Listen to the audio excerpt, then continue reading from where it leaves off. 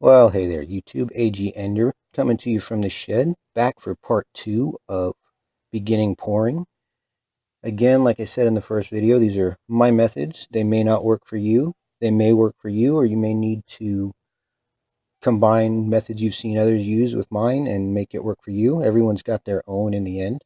Something I did forget about or didn't mention to start with in the first video was make sure you got yourself some water.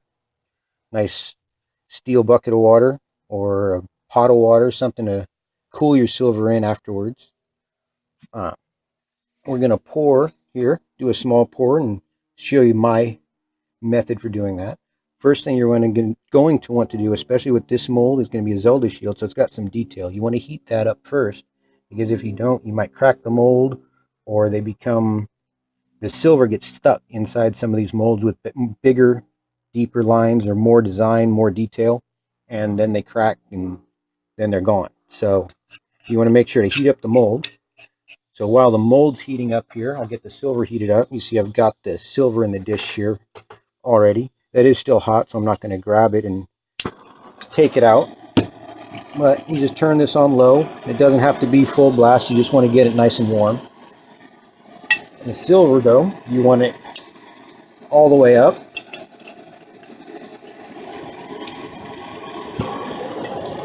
Kind of get it a good distance away. You don't want it right on top, but you also don't want it too far away that you're losing too much heat elsewhere instead of getting it on the silver. Kind of tough to see here right now, but the mold is getting heated up. See if I can maneuver things a little bit. Get a little better angle here for you. There you go. Now you can see both the mold and the silver dish.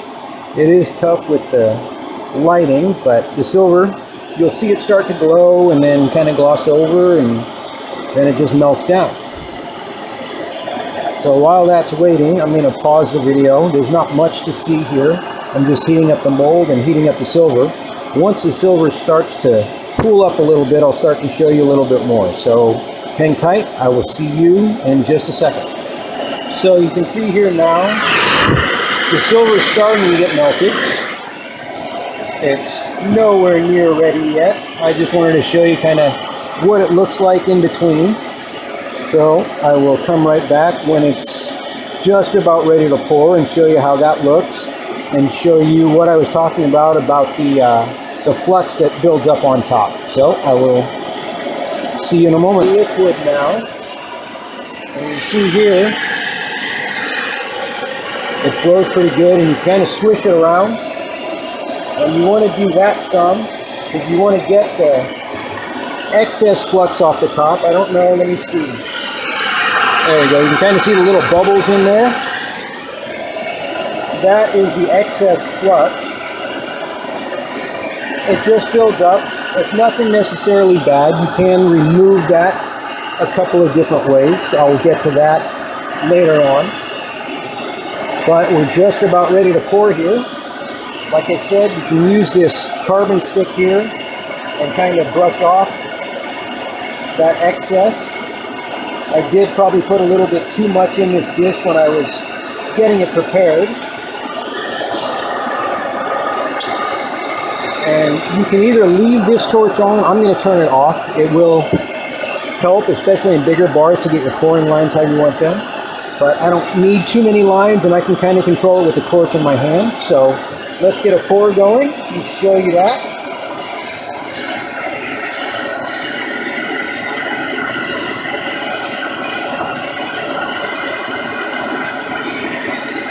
You see here, I'm trying to control that excess flux on top and get it to kind of flow off the top. There we go. And pour.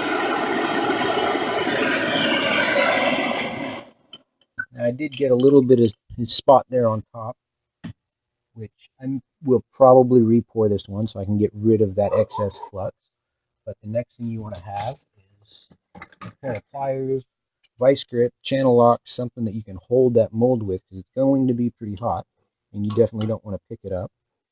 Some molds you want to let sit just a little bit so the silver cools and shrinks just enough to break itself free of the mold.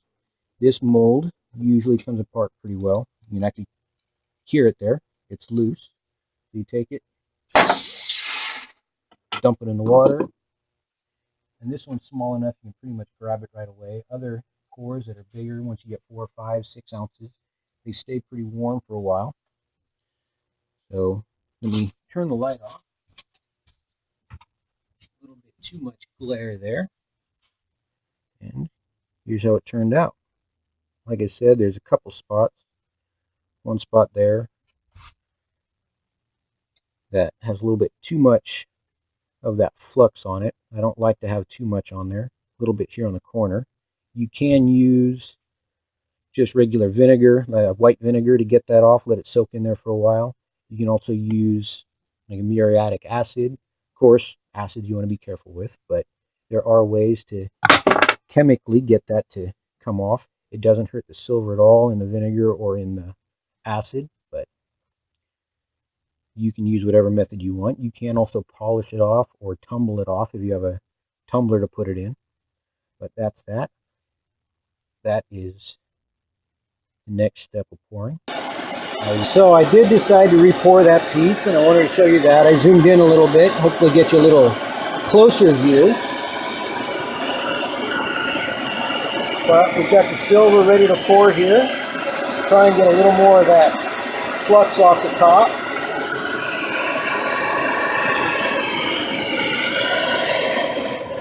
And that there, of course, will re-pour once again. Let me zoom back out and I'll come around. And I over poured a little bit. I went a little quick, and there's still a bunch of little flux drops on there. So we'll get that cleaned up and re-poured and show you in the next video the cleanup and polish and weighing. Let me put this in the water here real quick. It doesn't always, there it goes, pop free right away.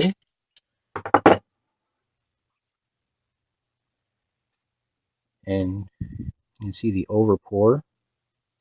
So we'll get rid of that. Sometimes you do have to pour just a little short and leave a little bit of silver in the dish.